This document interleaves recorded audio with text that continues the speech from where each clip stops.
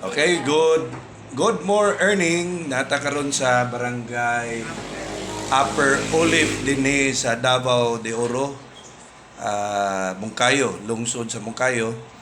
Kauban nato karong buntag si Ma'am Honorable Josefa Francisco. Honorable Josefa Francisco Kagawad. Yes, sir. Kagawad Honorable Josefa Francisco.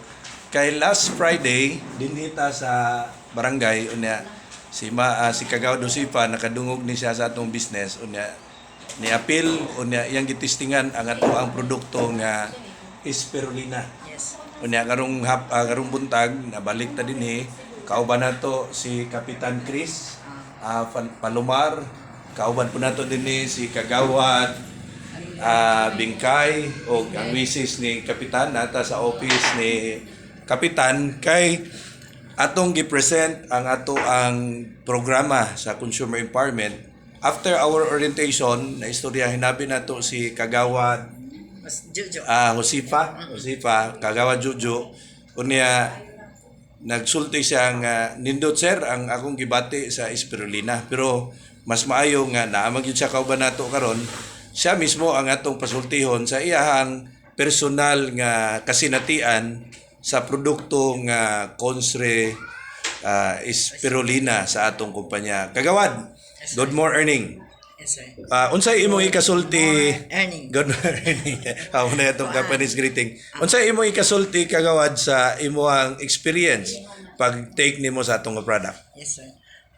Sa una, sir, kanang dili ko dali patulugon, kanang maadlaw dili ko nagatulog, dili ko kung matulog manggaling ko pinakataas na ng alas 10 sa gabi once nga makamata ko Di isod na nakakabalik. po ko balik og tulog. Okay. So first night na ko nga pag-inom wala pa na ako na feel pagkaugma adlaw lami man itulog sa adlaw o di Ba? tulog ko Mm. yan nalagit na yung mga apukaw kay mga on pagkahapon na po, mga alauna, labi na po dito. Lami ito lang. So, pag 2 nights na akong inom, mga 8 sa gabi, nagtulog na ako. Wala na gyud ko kalibutan Mata-mata. sa mga panghitabo sa kalibutan. Kaysa una, sir, bisan Basig na rin manawag nga mga taga-barangay, di na kay katubag. Naman kung bana, sir. Onya, kuan.